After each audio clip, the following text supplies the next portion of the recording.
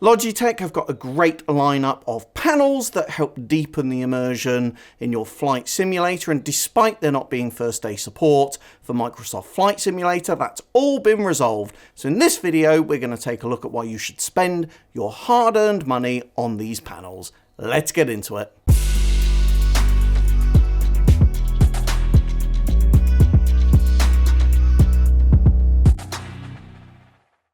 So, a couple of patches and a new driver from Logitech, and these panels are finally working.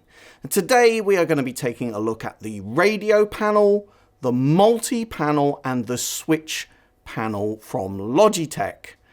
So why might you want to invest your hard-earned cash in these panels? Well, they provide a physical set of tactile switches and dials, which are far easier to adjust than those you find in the virtual cockpit. If you're using navigation, comms, and doing general instrument flying, these panels really do deepen the immersion and make those flying far easier to do. The radio panel includes 4 LED displays and 2 sets of rotary switches which allow you to adjust comms and navigation frequencies.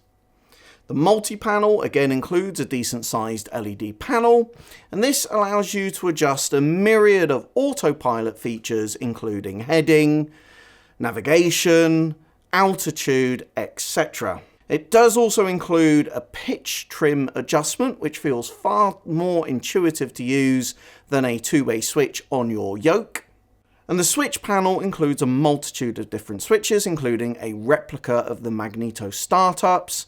This allows you to start up and shut down the aircraft in a far more realistic way, but most importantly, it's got a gear up-down switch, which has a very satisfying clunk as you move it.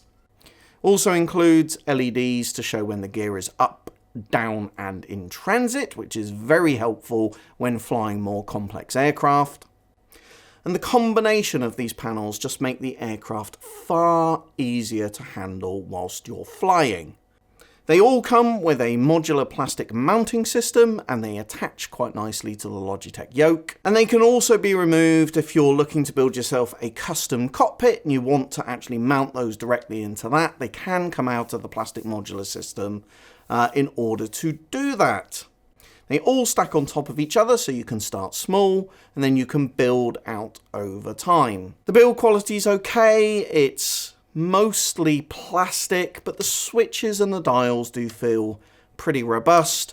And in Microsoft Flight Simulator in particular, the adjustments feel far more precise and less pernickety than I've known them in previous Flight Simulator software. And despite there not being day one support, that's all been sorted out.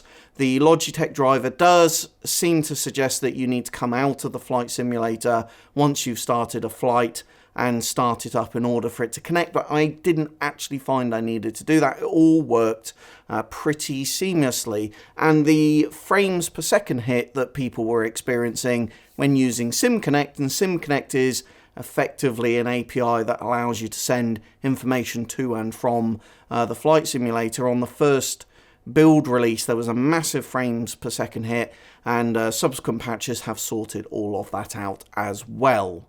Combining these with some iPad apps really can be transformative, make the whole flying experience far easier to do, and you can concentrate your display at looking out of the aircraft rather than the actual dash of the plane itself.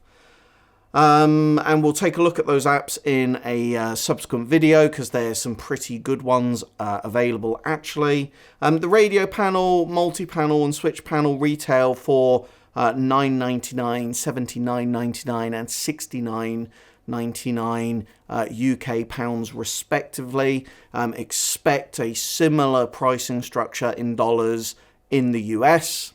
And I'd personally recommend starting with the multi-panel. This allows you to control autopilot functions, the flaps, and the trim. It's easily the most bang for buck. And when you're using simpler aircraft like the Cessnas, where you're not retracting gear, you're going to get the most use out of this. I would follow that probably closely with the radio panel and lastly the switch panel. It's a good set of products. They are a little bit pricey, I think, relative to the build quality that you're getting, but you know, relative to other items that are available in the flight sim industry, you could argue they constitute good value for money. So I'd either like to see the price come down slightly or the build quality go up slightly. So I'm going to give these a 3 out of 5. They do deepen the immersion, they do make the aircraft easier to fly, but I suspect Logitech, the markup on these is quite high. So there we go, guys, the Logitech multi-radio and switch panels. As always, I hope you're really well wherever in the world you are. Please like, share and subscribe, and I will see you in my next one.